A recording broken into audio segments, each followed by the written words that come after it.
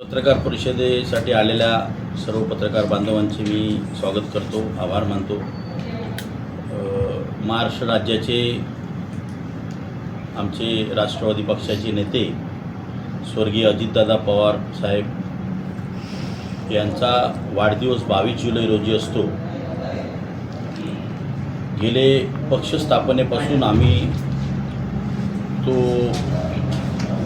वाढदिवस मोठ्या उत्साहाने साजरा करत आलो आहे आणि गेली 3 वर्ष मला अजितदादांनी आणि तटकरे साहेबांनी जी जिल्हाध्यक्षपदाची जबाबदारी दिली त्या दिवसापासून आजपर्यंत गेली 3 वर्ष सतत अजितदादांचा 22 जुलैचा वाढदिवस सिंधुदुर्ग जिल्ह्यातल्या 8ही तालुक्यांमध्ये उत्साहात साजरा केला जात होता। परंतु आज मला जिल्हाध्यक्ष केल्यानंतर मला वाढदिवस करण्याची पण दादांनी संधी दिली आणि आज माझं दुर्दैव आणि आमचं सर्व कार्यकर्त्यांचं की त्यांची जयंती आज आम्हाला करण्याची वेळ आमच्यावरती आलेली आहे।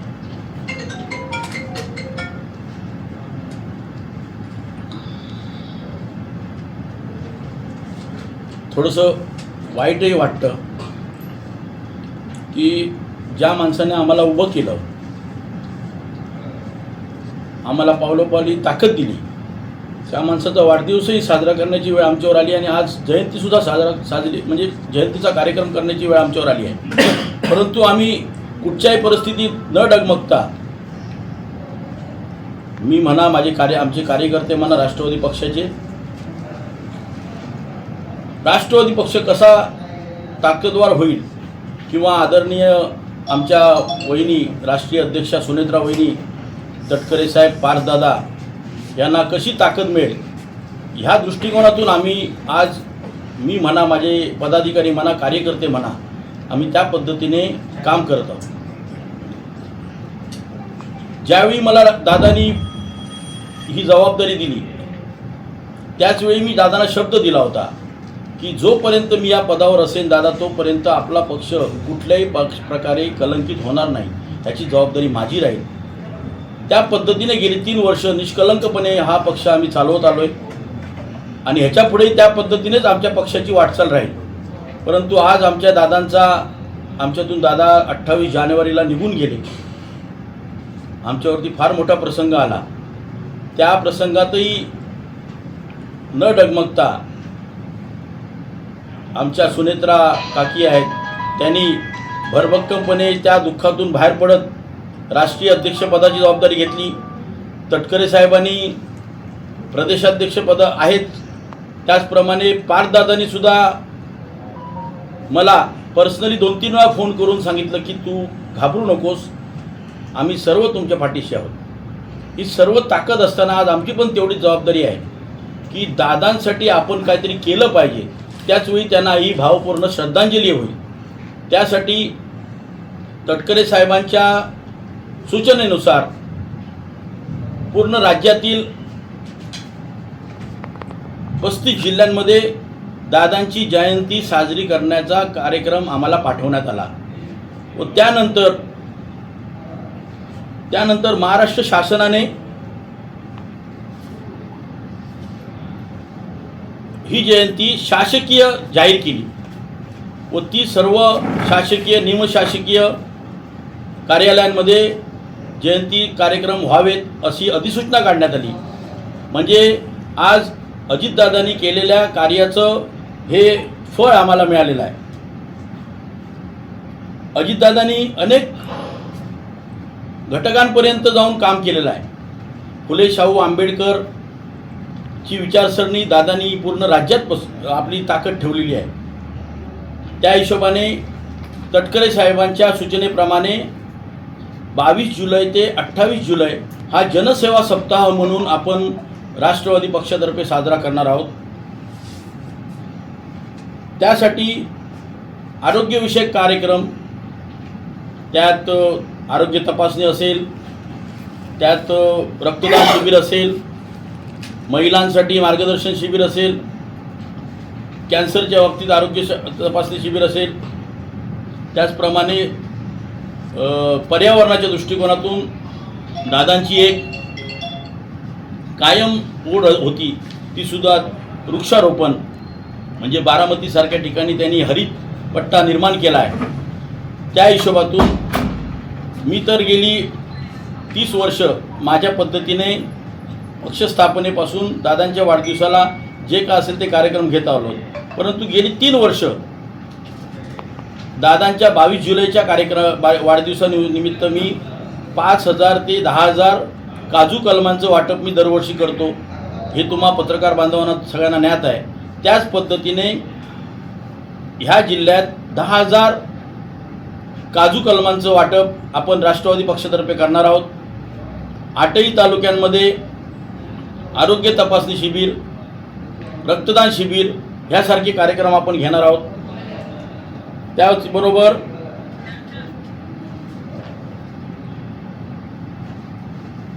दादांचा अल्पसंख्याक समाजावरती एक प्रकारचा चांगला विश्वास होता.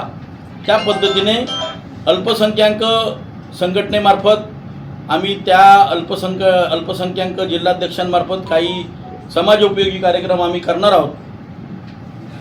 त्याचप्रमाणे युवा वर्गासाठी खास करून युवा वर्ग हा दादांकडे आकर्षित होता. युवा वर्गासाठी युवक राष्ट्रवादीतर्फे सुद्धा आपण चांगल्या पद्धतीने जे कार्यक्रम असतील समाजोपयोगी केले जातील. महिला आघाडीतर्फे सुद्धा केले जातील. आमचे जे सेल आहेत, व्हीजीएनटी सेल आहेत, सामाजिक न्याय विभाग आहेत, ओबीसी सेल आहेत, त्या प्रत्येक विभागाला आम्ही कार्यक्रम दिलेले आहेत. त्या पद्धतीने दादांची जयंती कार्यक्रम आम्ही सिंधुदुर्ग जिल्ह्यात 8ही तालुक्यांमध्ये करणार आहोत. आणि येणाऱ्या सोमवारी आज सोडून पुढच्या सोमवारी एक जिल्ह्याचा भरगच्च कार्यक्रम राष्ट्रवादीतर्फे कणकवलीमध्ये वृक्ष वाटप, आरोग्य तपासणी व रक्तदान शिबिर ह्या स्वरूपात कणकवलीतील एका हॉलमध्ये आम्ही मोठ्या स्वरूपात करणार आहोत. त्याचप्रमाणे आमचे राष्ट्रवादी पक्षाचे संपर्क मंत्री, वैद्यकीय शिक्षण मंत्री माननीय हसन मुश्रीफ साहेब व आमच्या जिल्ह्याचे राष्ट्रवादीचे संपर्क मंत्री यांनी महाराष्ट्र राज्यातील जी मेडिकल कॉलेज आहेत, शासकीय मेडिकल कॉलेज, तिथे 8ही दिवस 22 तारीख ते 28 जुलैपर्यंत त्या कॉलेजच्या डीनना पत्र काढून, शासकीय पत्र काढून कार्यक्रमांचं नियोजन केलेलं आहे. त्यात 22 ते 28 तारखेपर्यंत शासकीय मेडिकल कॉलेज ओरोस येथे रक्तदान शिबिर चालू असणार आहे. त्याचप्रमाणे 22 ते 24 तारखेपर्यंत स्तन कर्करोग तपासणी शिबिर महिलांसाठी हे आपल्या मेडिकल कॉलेजला शासकीय रुग्णालय ओरोस येथे मोफत करून देणार आहोत. त्याचप्रमाणे महिलांसाठी गर्भाशय व मुख कर्करोग तपासणी शिबिर 25 तारीख ते 27 तारीख.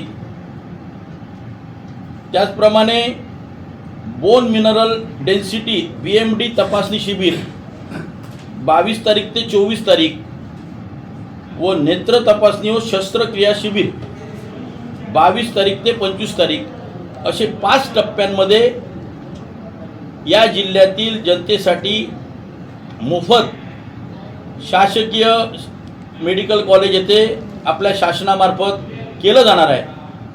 तर याचा लाभ या सिंधुदुर्ग जिल्ह्यातील जनतेने व सर्वसामान्य लोकांनी घ्यावा. ही योजना करण्याचा एकच उद्देश की ह्या सर्व 5ही टप्प्यांमध्ये जनतेची सेवा करणे एवढाच एक उद्देश आहे. त्यामुळे मी सिंधुदुर्ग जिल्ह्यातील जनतेला आवाहन करतो की येणाऱ्या 8 दिवसात मेडिकल कॉलेज ओरोस, शासकीय रुग्णालय ओरोस येथे या पद्धतीचे कार्यक्रम आपण राष्ट्रवादी पक्ष व शासकीय रुग्णालयाचे डीन व आपल्या महायुतीतले तिन्ही पक्ष मिळून एकत्र आम्ही करणार आहोत. आणि याचं उद्घाटन 22 तारीखला पालकमंत्री साहेब नितेश राणे साहेब यांच्या हस्ते होणार आहे व ते उद्घाटन झाल्यानंतर सतत 8 दिवस हे कार्यक्रम चालू राहणार आहेत. तरी परत एकदा मी या सिंधुदुर्ग जिल्ह्यातील जनतेला आवाहन करतो की या सर्व तपासण्यांचा आपण फायदा करून घ्यावा, जेणेकरून तिथे औषधोपचार पण केले जातील, शस्त्रक्रिया पण करणार आहेत. त्यामुळे याचा लाभ घ्यावा एवढीच मी या सिंधुदुर्ग जिल्ह्यातील जनतेला मी विनंती करतो. त्याचप्रमाणे दादांचा वाढदिवस साजरा केला गेली 3 वर्ष. ह्या वर्षी दुर्दैवाने आम्हाला जयंती कार्यक्रम करावा लागणार आहे. तरी पण आम्ही खचून न जाता दादांची जनतेची सेवा करण्याची जी काय ताकद होती तेच करण्याचं काम आम्ही ह्या पुढील काळात करणार आहोत. मी थोडासा भावनिक झालो, कारण काय आम्हाला त्यावेळी कळेना दादांचा अपघाती मृत्यू झाल्यानंतर की आम्ही काय करावं. परंतु आज आम्ही स्थिर आहोत. येणाऱ्या काळात लोकांची सेवा करण्यासाठी राष्ट्रवादी पक्ष सज्ज आहे एवढंच सांगतो आणि थांबतो. जय हिंद, जय महाराष्ट्र. समर्थ न्यूज चॅनल यूट्यूबवर सबस्क्राईब करा व बेल आयकॉनवर क्लिक करा आणि रहा अपडेट.